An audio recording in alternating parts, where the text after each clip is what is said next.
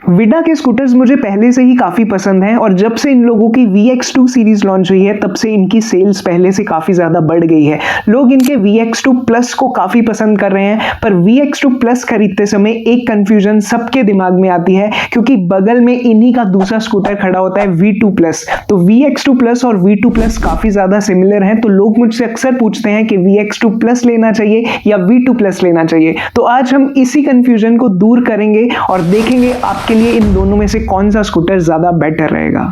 तो सबसे पहले अगर हम इन दोनों स्कूटर्स की तरफ देखें तो इन दोनों स्कूटर्स में हमें डिफरेंसेस से ज़्यादा सिमिलैरिटीज देखने को मिलेंगी। तो सबसे पहले इनकी बैटरीज की बात करें तो दोनों में ही सिमिलर बैटरीज का सेटअप है। दोनों में ही दो रिमूवेबल बैटरीज देखने को मिलेंगी और दोनों की कलेक्टिव कैपेसिटी होगी बैटरीज की 3.4 किलोवाट्स की। और दोनों ही स्कूटर्स हमें जो रियल वर्ल्ड रेंज देंगे वो देंगे लगभग 100 किलोमीटर्स के अराउंड। और दोनों में ही मोटर्स का सेटअप भी बिल्कुल सेम है। दोनों में ही हमें PMSM मोटर देखने को मिलेगी जिसकी पीक पावर है 6 किलोवाट्स की। और उसके बाद इन दोनों का डिजाइन भी हमें काफी ज्यादा सिमिलर देखने को मिलता है। जो V2 प्लस है वो थोड़ा स्पोर्टी साइड पे देखने को मिलेगा, उसके जो कट्स एंड क्रीजेस हैं और उसके बाद उसकी जो सीट का डिजाइन है उसकी वजह से वो थोड़ा स्पोर्टी अप्रोच के साथ आता है। और जो VX2 प्लस है वो हमें थोड़ा ज्यादा क्लीन देखने को मिलेगा, उसमें ज्यादा कट्स एंड क्रीजेस नहीं है, तो ये आ जाता है थोड़ा सा फैमिली ओरिएंटेड अप्रोच के साथ। और फिर दोनों में ही हमें फ्रंट में डिस्क ब्रेक्स देखने को मिल जाएंगी और बैक साइड पे हमें ड्रम ब्रेक्स ही देखने को मिलेंगी। दोनों के फ्रंट में telescopic suspension and back side पे सिंगल स्विंग आर्म सस्पेंशन का सेटअप देखने को मिलेगा।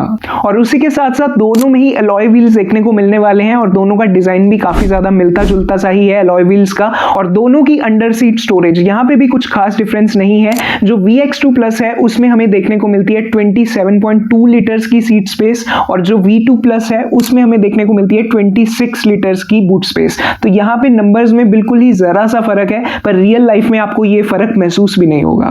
उसके बाद दोनों ही स्कूटर्स में हमें तीन राइडिंग मोड्स देखने को मिलते हैं, eco, ride and sports mode. पर यहाँ पे टॉप स्पीड का थोड़ा सा फर्क रहने वाला है। जो VX2 प्लस है उसकी टॉप स्पीड देखने को मिलती है 80 किलोमीटर पर आवर की और जो V2 प्लस है उसकी हमें टॉप स्पीड मिलती है 85 किलोमीटर पर आवर की। और उसी के साथ साथ अगर हम 0 से 40 की स्पीड की बात करें तो 0 से 40 VX2 प्लस जाएगा 3.1 सेकंड्स के अंदर और V2 प्लस इसमें लेने वाला है 3.4 सेकंड्स का टाइम।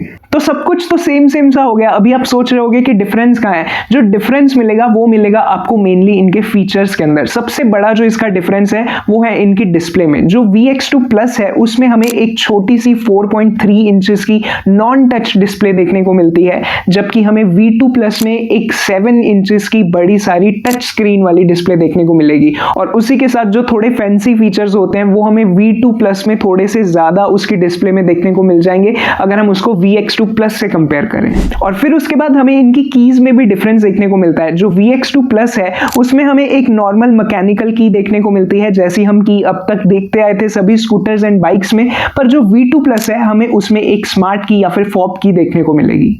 और उसी के साथ साथ अगर आपकी हाईवे की रनिंग ज्यादा है, अगर आप हाईवे पे लॉन्ग रन ज्यादा लेते हो तो V2 प्लस आपके लिए थोड़ा बेटर हो सकता है क्योंकि इसमें हमें मिलता है क्रूज कंट्रोल का ऑप्शन, पर जो VX2 प्लस है उसमें हमें क्रूज कंट्रोल देखने को नहीं मिलेगा।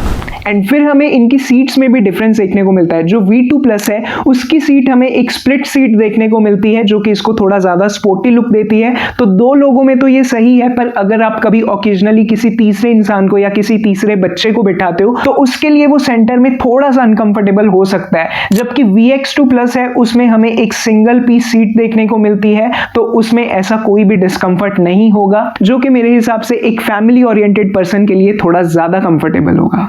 और उसके बाद दोनों ही स्कूटर्स की सबसे अच्छी बात कि इन दोनों ही स्कूटर्स में हमें फास्ट चार्जिंग का सपोर्ट देखने को मिल जाता है। और जो घर पे आपको पोर्टेबल चार्जर मिलेगा उससे आपका V2 प्लस 0 से 80% चार्ज होगा 5 घंटे और 15 मिनट में, और VX2 प्लस चार्ज होगा 0 से 80% 4 घंटे और 13 मिनट में। तो दोनों के चार्जिंग टाइम में लगभग 1 घंटे का डिफरेंस देखने को मिल जाएगा। एंड लास्ट में दोनों के प्राइस में भी कुछ खास डिफरेंस देखने को नहीं मिलता। अगर मैं दिल्ली के एक्स शोरूम प्राइस की बात करूं तो VX2 प्लस हमें मिलेगा अभी के टाइम पे 83,000 के करीब, और जो V2 प्लस है वो मिलेगा 93,000 के करीब। तो स्टेट वाइज ये थोड़ा बहुत ऊपर नीचे हो सकता है, पर 8-10 हजार से ज्यादा आपको डिफरेंस इन दोनों में देखने को नहीं मिलेगा। तो इन दोनों स्कूटर्स में से कौन सा स्कूटर लेना चाहिए? देखो, अगर तो आप एक फैमिली पर्सन हो, आपका एक बच्चा भी है, तो फिर तो VX2 प्लस आपके लिए थोड़ा ज्यादा प्रैक्टिकल हो सकता है। पर अगर आपको फीचर्स वगैरह में ज्यादा इंटरेस्ट है, आपको एक बड़ी डिस्प्ले चाहिए, आपको स्मार्ट की वगैरह चाहिए, तो वो सब चीजों से अगर आपको ज्यादा फर्क पड़ता है तो V2 प्लस आपके लिए बढ़िया चॉइस हो सकती है। पर अगर मैं अपनी बात करूं, मुझे फीचर्स वगैरह से फर्क नहीं पड़ता। अगर मैं इन दोनों स्कूटर्स में से चूज करता तो मैं डेफिनेटली VX2 प्लस लेता, और मुझे इसका मैट ग्रे कलर काफी ज्यादा पसंद है, तो मेरी choice VX2 plus mat grey colour होती। तो यही था बस इन दोनों स्कूटर्स के कंपैरिजन में। अगर आपका अभी भी कोई भी क्वेश्चन है तो आप मुझे कमेंट्स में पूछ सकते हो, और अगर वीडियो अच्छी लगी हो, कुछ भी इंफॉर्मेशन पसंद आई हो, तो प्लीज वीडियो को लाइक करें, चैनल को सब्सक्राइब करें और अपने दोस्तों के साथ इसको शेयर करना मत भूलना। मैं मिलता हूं आपसे अगली किसी और नई इंटरेस्टिंग वीडियो में, तब तक के लिए बाय बाय, टेक केयर।